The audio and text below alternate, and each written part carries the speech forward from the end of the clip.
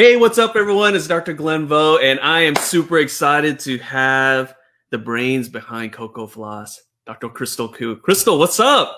Hi, how are you? I am doing great. I'm super excited. Look, guys, I'm going to tell y'all something here. I'm going to put her on the spot. I've been like, at least for a year now, I've been trying to get her on the live stream, but she's so busy just doing awesome things. But we finally got her on because number one, everyone loves Coco Floss. I mean, I got a sample when I was on Smiles at Sea Cruise. I was like, this thing is the best thing ever. And then I just kind of started doing research, and it's developed by a dentist and all these great things. And look, I'm not going to talk about the story. We're going to ask Chrystle herself. So Chrystle, let's start with this. Number one, tell us about where you practice at, about your practice. And then after you go do that, what gave you the idea to create Coco Floss? Sure. So I practice in the San Francisco Bay Area. It's a town called San Mateo. I've been practicing for 12 years, and I am a general dentist. Mm-hmm. And what kind of inspired me to start Coco Floss was the fact that I did my own hygiene for the first 6 years of practice. Okay. And that was, very quickly my hygiene schedule filled up, and I was essentially only doing hygiene for most of the week. And so, in doing hygiene, you spend a ton of time doing patient education, trying to explain to people like why they have gum disease, why they got a cavity, and why they need to floss. And my schedule was so packed doing this. I didn't even have had time for treatment. So it didn't make any sense. And I was like, what is the problem here? People aren't flossing. And so I just kind of kept trying to trace that, like the source of the problem. And it occurred to me that the problem was that we didn't have a good floss to work with. How could I tell my patients to floss if I didn't even have a favorite floss myself? And how could I, ask them to do this if I couldn't even demonstrate for them, like, hey, this is how you're supposed to floss. And then I show them and it's like, nothing's really happening. That plaque biofilm is still on your teeth, even though you slip and slide that floss through your teeth. So that's when I became obsessed with the idea of creating a floss that would be more effective. So Chrystle, is it safe to say that not all floss are created equal? I mean, it's very safe to say that. Yeah, because you just realized that. And so I just love the fact that you saw a problem and you went after it. But the thing with Coco Floss is that I just love the material that it's made out of, right? And so let's talk about that. So let's talk about Coco Floss and the regular bulk floss that we get in the practices that you buy from all the distributors, and it's in this big thing, and it's like, okay, it's cheap, but it's like, isn't that really good? Talk about like why you decided to not only get into creating a different type of floss, but the materials that you really went after and put into the floss. Why was that so important? So let's talk about Coco Floss, what's in the Coco Floss, and then why was that so important to you? Okay. Well, so what's in our Coco Floss is made with several hundred loosely woven polyester filaments and microfiber filaments. And microfiber, like if we're trying to clean something really well, we pull out the microfiber, right? Yeah. So, plaque biofilm, as we all know, is super sticky and it's stubborn. And meanwhile, the flosses that we buy in the bulk packs, like they're so slippery, they don't actually remove anything. So you get the satisfaction of, okay, I got it through the contact, but you're not actually debriding anything. Moreover, because it's so slippery, too many times, either I've seen myself do it or my hygienist or the patient themselves, they'll cut their own gums with the very slippery floss. And then I don't know if you've seen, I'm sure you've seen them, or maybe your hygienist has, but where people cut into their gums and then they just keep repeating poor flossing technique into the same area, and then it heals in two separate pieces, like the papilla will heal in two separate pieces. Yeah. So that was, I just knew I wanted to create something that had more texture, that it could actually effectively remove plaque, which was in my mind the point of flossing. But also I realized that with slippery flosses, there's that satisfaction of, okay, I did it. I can get the floss through all my teeth here, one and done, right? But there's no satisfaction of knowing like why I did this, because you floss and you're like, okay, whatever, nothing happened. Whereas when you floss with Coco Floss, you're like, oh, that's gross. Yeah. There's a lot of stuff going on in between my teeth. So I wanted that satisfaction element too. I'm so glad that you brought up the fact that other flosses it's kind of painful sometimes. You actually can cut into the gums or whatnot because believe it or not, I don't know if your parents did this, but like my mom would cut when she was baking certain like Vietnamese like pastry, she would use a floss and cut like the stuff with it. Like, and I'm like, what the, like you're using floss, mom, to do it. But because it was sharp, you know, and it's so funny that you bring that up, because if people are using that to cut things while they're cooking, okay, imagine what it does to your gums there. Now, not only is the material, I love the material with Coco Floss, but you guys have like different flavors and stuff. You don't have the old school, like, hey doctor, what kind of floss do you have? I have a mint and I have nothing, right? You guys have more flavors. Why was that so important to incorporate like the different flavors, like the summer watermelon, right? Like that's like a cool one, or, you know, so why was that so important for you? Well, this kind of was born out of my unintentional hygiene practice as well, because I was doing so much hygiene, and I actually, I discovered that the most delightful part of the hygiene appointment was the end, when you can ask them, okay, we're going to polish your teeth now. These are all the flavors we have. And I actually had so many in my practice that I created a menu, and it looked like an ice cream menu. And that was like the one moment in the point where the patient just like lights up. They're like, oh, so nice. I get to pick, like I get to choose chocolate, or I get to choose pina colada. And so I figured, why not bring that element into flossing? Because that's like it's really nice to be able to have the ability to choose things. It's like it's a luxury to be able to choose things, right? Like, don't you love like walking into the ice cream store and having all these flavors and finding just like the opportunity to choose, even if you don't even want ice cream, just like oh, I get to taste or choose. It's kind of nice. So that's what I wanted. I also wanted to associate flossing with something a lot nicer than a chore. So, for example, like one of the most popular aromas for Coco Floss is coconut. And coconut is not something you typically associate with like oral care, but maybe nowadays it is. But back then it wasn't. And so I just wanted people to think about flossing like a self-care treat, or like, a day at the beach, rather than like the dreaded taking out the trash or paper.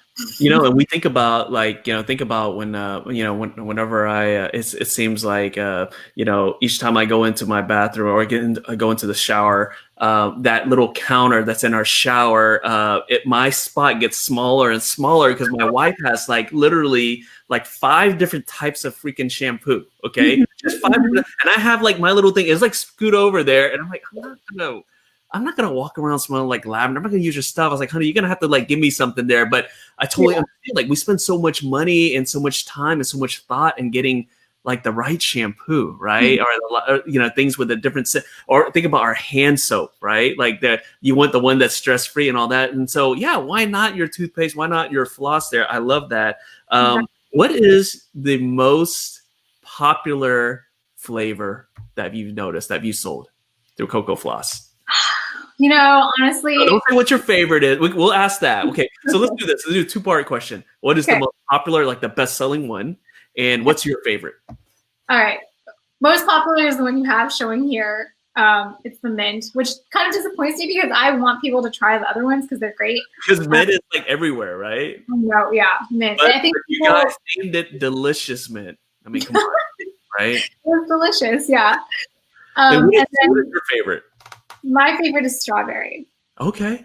All right. Strawberry. So we got, I'm on the website. I'm looking the tropical trio. And another thing too is I love the fact that you guys are really strong on branding, because what happens is that whenever someone uses Coco Floss, they associate like dentistry and getting your teeth clean and keeping your teeth clean as like a really cool and luxurious thing. So I love the fact that the packaging looks like my kid's favorite candy store. They go to this place called Sugar Fina, and like the boxes look so cool. And I was like, okay, look. And I actually want to try to keep the boxes in a container. And my wife's like, don't do that. That's like so ghetto. So don't do it anymore. But I love the fact that the Coco Floss is in these cool containers.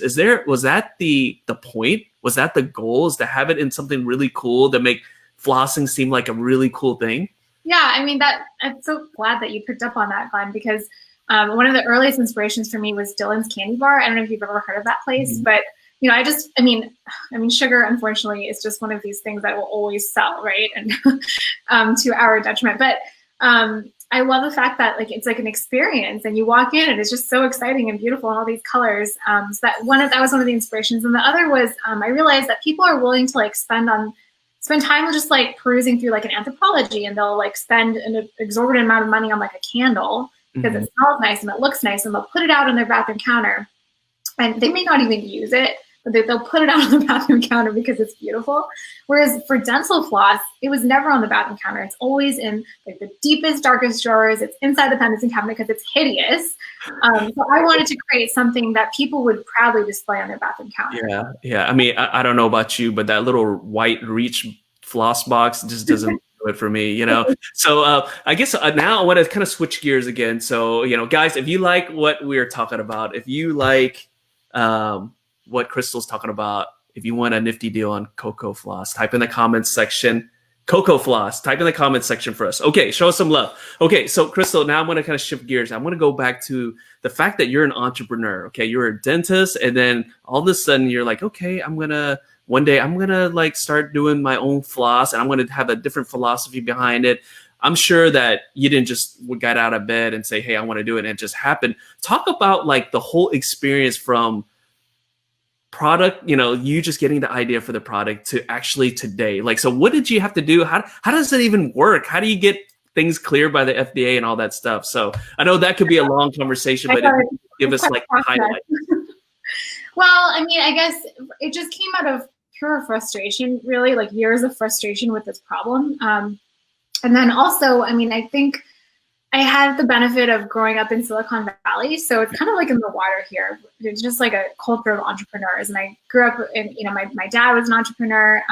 My sister was a budding entrepreneur, and she's younger than me, but like it was just kind of in my blood. Yeah. So, you know, I was tinkering with this problem for a long time, and it's hard though, running a practice and trying to get this to go at the same time. I would set aside time to work on it every week, and but even still, I wasn't really making a ton of progress. Yeah. It definitely, like the beginning is the hardest, just getting started. I think that's the hardest part, is just getting started, you know? But anyways, once I put my mind to it, I realized I needed real help because I was still practicing essentially full time. And then I lucked out because my younger sister, Catherine, she also was starting her own company in the art space, but then she had gotten so frustrated with it that she like, I found her at a weak point. There's like a weak point in her startup journey, which, you know, many entrepreneurs have. And I was like, okay, Catherine, just, you know, think about putting this art idea down. Let me reshift your focus. Like, please look at my dental problem. Yeah. And she's like, oh my God, that's just so not interesting. And that's just, you know, like for the non-dental people, if you want to talk to them about things like dental floss, they're like, okay, like, see you never. Like, I don't want to talk about this ever, right? But it was, you know, I managed to just get her at the right time, and I had her look at the problem, like the size of the problem, and I, you know, because like she was more interested in like maybe building software or something. Like, yeah, certainly we have a ton of need for like better dental software, but there's also just like a very basic level, like, you know, as a dentist, like this is what we do every day. We're filling class 2 fillings, or like we're telling people about their gum disease. Like it's so basic. So I was like, please help me look at this problem. So that was like the big, like, big leap for me, was when I was managed to get my sister on board, because she was able to take on this project full time. And I think if I hadn't had someone take it on full time, I don't even know if my floss would be here today, because it would have been so hard. It was a big effort. So it was my sister working full time, and then me working on it like every night and every weekend. And we launched it in 2015. So let me ask you this, just seeing where it is right now. And actually, before I ask you this question, guys, if you like what you're hearing, type in the comment section, Coco Floss. And also, if you're on Instagram, you really need to follow them, because they have like literally like the dopest Instagram ever. Like, I love it.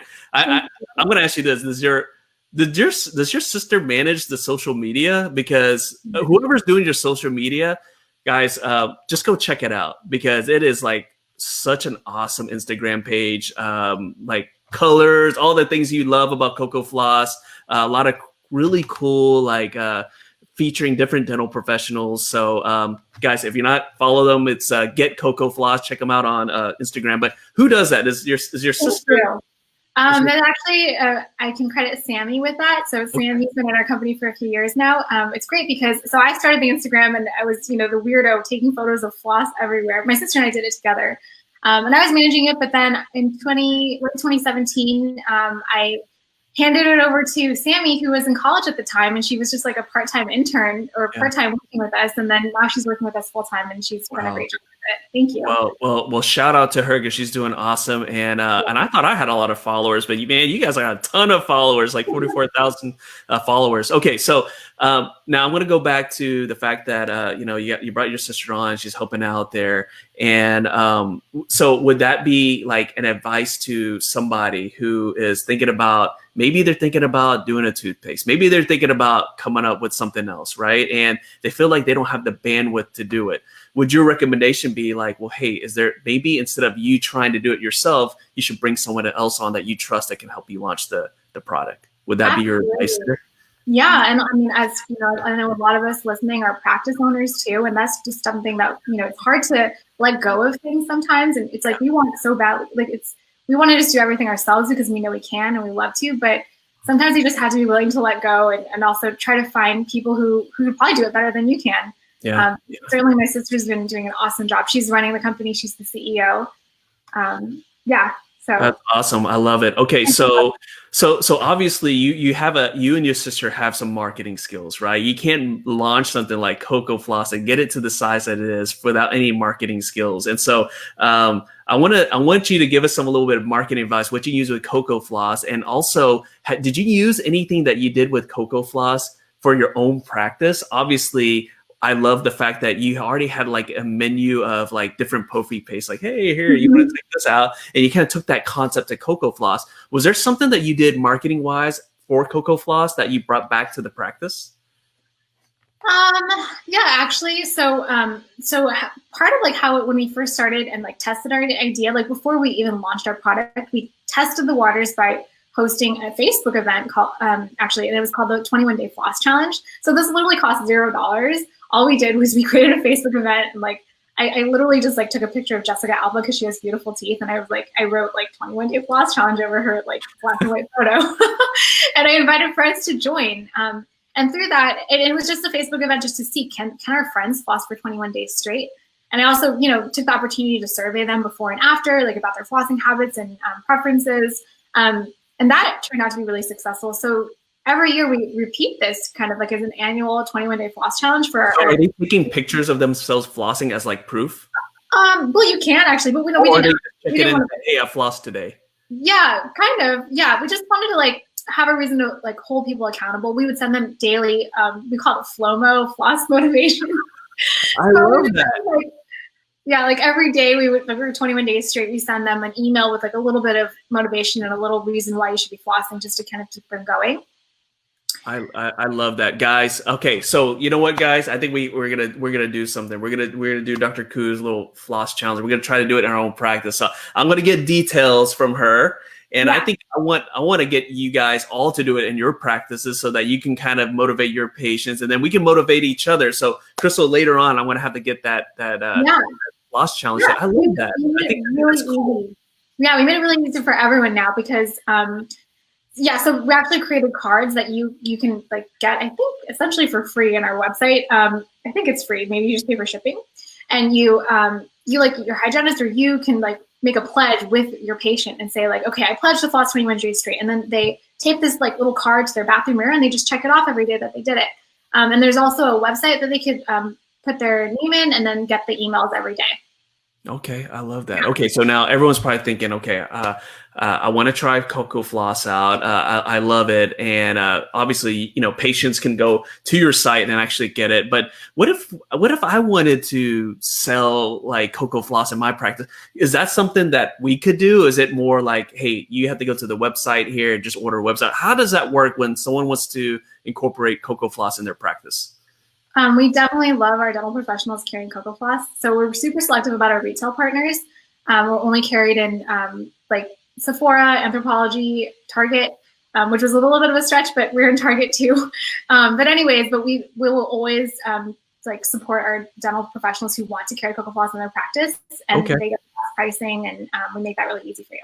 And so if they are interested, right, and want to go through the whole application process, do they just email you guys, or how does that work exactly?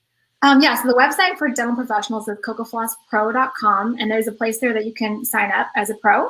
But also, I'll share a link here for the Nifty Thrifty group where they can send their info, so they get both a deal and an invitation to join the CocoFloss Pro website. Oh, I love that. So, guys, that's a little teaser for those who are getting excited. And they're like, okay, Dr. Vo didn't make me listen to a podcast that lasted 45 minutes. I'm getting a deal right now. No, you're not going to get the deal right now. Chrystle she just teased it. But if you want the deal, type in the comments section, Coco Floss, and I'll harass her. I'll get her to give us and stuff like that. So, Chris, I want to shift gears here because it's so cool that you're an entrepreneur, you're a dentist, you're an entrepreneur, you got this cool product, you're using social media and all these great things. But there's other people out there who are thinking about being other things as far as entrepreneur outside of dentistry, right? So I always like to ask entrepreneurs like a couple of pieces of advice. And the first piece of advice is, what kind of apps or tools that you like to use that make you more efficient? Because obviously you're doing dentistry, you're taking your Coco Floss, you got your own family life, you got all these things. So what kind of app do you do to make your life a little bit more efficient, a lot easier? This might sound boring, but it's so basic. But my Google Calendar is so important. I have it up on my screen all the time, and I actually have several calendars, for Coco Floss and my personal and my dental office. Yeah. But I just like to see them all, right? Because then I can look across all of them at once. And then also, I'm a Google Drive girl because I put everything in my Drive, and I make sure to. This is part of us being dentists too. I make sure to take meticulous notes, and I date everything. That way I can find things later. It drives me nuts that we use Dentrix Ascend in our practice, and I'm not really loving the document management part of it because it's a mess in there. If I want to find that referral or that orthodontic report, I can't find it, and so that frustrates me. At least for my own documents, I really like to date everything and. Well, the apps that you just listed there, they're one of my favorite ones as well. So yeah, it might be boring, but they're super important, especially the calendar, because personal life, Coco Floss, your practice, this and that. If you don't have a calendar and you're just using sticky notes or trying to use your memory, you're going to be missing out on a lot of stuff. So I love that. My next question, entrepreneur wise, is if you could go back in time, right? Get into a time machine, go back in time, and talk to the younger version of you, right? The younger version of you who just walked out of the op and said, enough with this crappy floss. I'm going to create a new floss. If you're there, what would you tell that younger version? What piece of advice would you give her? The younger version who was really frustrated with floss. Yeah, the younger version who was about to start Coco Floss. And so basically this is your chance to tell your younger version, don't do these things because you're going to waste a lot of time, or don't do these things because you're going to make a mistake. What would you say tell your younger version? Oh, I see. Maybe bring your sister on sooner? Yeah, that's true. I spent a few years tinkering around and not getting anywhere. So yeah, how would I have avoided that though? I guess bring her on sooner, right? So that you wouldn't spend 2 years. Find a partner sooner. Assuming at the time I was committed to clinical dentistry, and I still am, and that's why I needed her. Certainly, if I wasn't committed to clinical dentistry, and if I wanted to make it full time, then I could have done that too. I guess that's the hard part. You kind of have to figure out what it is that you want, and then just go for it. So I think figuring out what your goal is too is really important. Having that goal in mind. So for those who are watching right now who want to do something, right? And I'm sure when you brought up, you wanted to create a floss, you probably had some people raise an eyebrow, what the, for those people who want to do something that's just different outside of the box, right? And they're facing little naysayers and whatnot. What is your advice to those people who are trying to start something? Well, I think, don't listen to the naysayers, but do pay attention to whether or not what your idea is something that people actually want. So I would test the waters and make it less risky, especially if you plan on investing money into it. And that's why, for example, the 21-day flossing challenge, that was a test. And for Coco Floss, something we did to make things less risky was we pre-sold before we before we made it. So Oh, wow. just photoshopped a picture Wow. and we sold the idea of it before we actually said, okay, let's put our money down and just make this. Wow. I love that. That's such a great idea because you know, so many people that have these great ideas, right? Yeah. And unfortunately, the hardest person that you have to say no to is yourself sometimes, right? Like you think like, oh man, I have the best idea. And then someone says, oh man, that idea kind of sucks. Like, what? No, it doesn't. And but then sometimes the truth hurts. So I love that piece of advice, just getting some feedback and just getting it out there to see if people want it. Because if no one wants something, then it's just a hobby, right? Then you can't get mad if you're not making any money. I love that. That's great advice. So let me ask you this: what does the future hold for Dr. Chrystle Cu? Obviously, you're practicing dentistry. You got Coco Floss. What is on the horizon there? Do you see yourself continuing to be kind of in dentistry with the rest of us, or do you feel like you're shifting more into Coco Floss? And then also, if you can give us some teasers, are you staying in the floss space, or are you gonna move out of the floss space? So two questions there. Yeah, so Glenn, that's a tough one because this year, the big shift for me was I had a baby a few months ago. Oh, congratulations. Thank you. So you're part of the club of no sleep. Exactly. That's exactly where I'm at. I'm in the 4-month sleep regression right now. And I'm actually not back to clinical dentistry yet because I'm still on my maternity leave. So I'm sitting at home trying to figure out like, okay, how do I want to shape my schedule when I go back to work?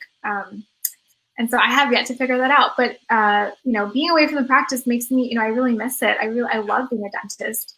And I admittedly during maternity leave, I've been talking to patients all the time on the phone, consulting them on the phone because they want second opinions. They have questions to me. So I pull up their x-rays and I go over things with them. We have an iTero, so I go over their scans with them I do Zoom calls with them now. So obviously I like it enough to even want to do it at home when I don't have to work. Mm-hmm. And then but then CocoFloss does have so many exciting things on the horizon. So that's what also makes it hard. But I think that because CocoFloss is born with me practicing, I don't think I'm ever going to have to completely let go of practicing dentistry.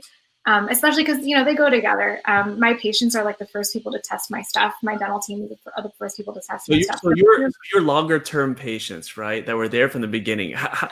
What's the reaction? What's the reception been with the patients now that, they can see CocoFloss and like Sephora and all these places? Like, what's the reception been like for those patients? They're really happy and they're so supportive. It's funny though, some of my oldest patients don't even realize that that it was mine or that I did it because at first I was really shy about like talking about it or sharing it because I didn't want to promote myself. Like that's really not the best advice, but I didn't want to tell people to use my floss because I felt like that was, biased. Like I was like a hygienist telling them. I don't know why I wasn't okay with it. So I was like, while I had many other dentists selling CocoFloss in their practice, I was one of I started later in it because I felt weird about it, but it became to a point where so many patients were asking me to buy it in the practice. I was like, okay, I have to sell it at the practice too. I love it. So back to my other question is CocoFloss gonna veer into other parts of oral health care, other products? Have you guys been thinking about that? We have been thinking about it, yes. And we're listening to what our customers want. There's been a ton of requests for certain things. I would love a delicious mint toothpaste. Okay, well, there you go. I'm going to add that to my list of requests. I love it. And for those updates, how do we find out? Is it just like on Instagram, you say, and is it something like early or is it something that could possibly happen? Wait, what do you mean? Is it something that's early? Yeah, so it's the idea of maybe getting into toothpaste or something else. Is that something that is like in the pipeline or you guys are still thinking about it? It's always been in the pipeline since day one. It's just I think we've decided to focus on floss because it was so neglected. Sure. Since, we started 2015, so at the time there was really nothing else out there. But yeah, floss, toothpaste has been in the pipeline since day one. So eventually we'll get to it. Okay. That's the hard part, right? Because here I am like outside of maternity leave practicing and then thinking, okay, I need to make toothpaste. Like, one of these things going to happen, but I might have to hire someone to help me. We'll see. Yeah, and then you got to think about like is your husband changing the diaper right and swaddling the baby right? So I've been there. I fully understand that. So, man, this is so awesome, guys. If you like what you're hearing, it's such an inspiring story. I always get really excited when I meet other dental professionals who have the entrepreneurial spirit. We all do as dentists, right? If you have a practice, you're an entrepreneur, okay? But the fact that you created a floss that is so loved by, I mean, all these hygienists were, when I let the group know that you were about to come up, they were like just going nuts, right? They're like going nuts. It's like Oprah showing up or something. And like Oprah, we do have a Nifty deal. I want to talk about that too. So let's do that. So Chrystle, you're on the Nifty Thrifty group. I always ask all my guests, because we want to try out your product. If you haven't tried Coco Floss out, you need to. And we want to see if you can hook us up here. So what can you do? So yes, I want to take care of the Nifty Thrifty group. So I did create a special promotion just for this group. It's 25% off one of our most popular gift sets. And it's not usually available on the professional website, but we put it on the professional website just for this group here. Oh, I love it. Yeah, so I'll have, I guess I'll send you all the info. Yeah, so we'll put it in the comments section, guys. So just all you got to do is type in the comments section, Coco Floss. And if there's enough, Chrystle sees it. She's going to hook us up because you guys know we love the hookup here. And so Chrystle, thank you so much for that. And so, before we jump off here, I always give my guests kind of like the last word. And for you, what I want to ask, and I'm sure all of us want to know is, what are your words? We're going through like really crazy right now, right? Like my sister lives in Southern Cal, so I was out there, and you guys can't even eat inside. I was like eating sushi in a tent. I was like, oh my gosh, what's up with this? So it's just been a crazy year, right? So I've been asking all my guests, like, what are the things that you would tell people that are just going through this? Like, what's your piece of advice and managing like what's going on in our world right now with COVID and all these different things? So I'm going to ask you. So Chrystle, someone's just down and they're just like so down and out. I can't even go out to eat in California or whatnot. Like, what would you say to them as far as COVID and what's going on? What's your words of encouragement to them? Well, I mean, I think I basically lead. I think that leading every day with gratitude is really important. There's so much more to be grateful for than there is to not be grateful for. And this has definitely been one of the hardest years of all of our lives. Yeah.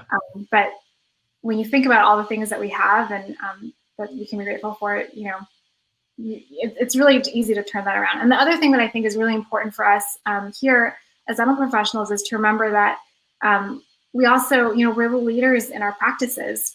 And so we really need to show up for our teams and be the leaders that our team needs to have. Because our team members, it's hard for them too. And in fact, it's probably harder. I mean, as maybe, I think this group is a lot of practice owners in here. Mm-hmm. And so, we feel like all the pressure's on us, but if you think about it, like it's on us to help guide our team through this tough time. Yeah. So show up for them too. I love it. That's great advice. Chrystle, thank you so much for jumping on. Guys, check out Coco Floss. Keep commenting in the comments section. We'll get the link there if we get enough comments. And Chrystle, thank you so much. And we're going to have to definitely get you back on because when you get that toothpaste out, you're definitely going to have to let us know first, okay? All right. So, thank you so much. Guys, thanks for tuning in. We'll see y'all later. Thank you.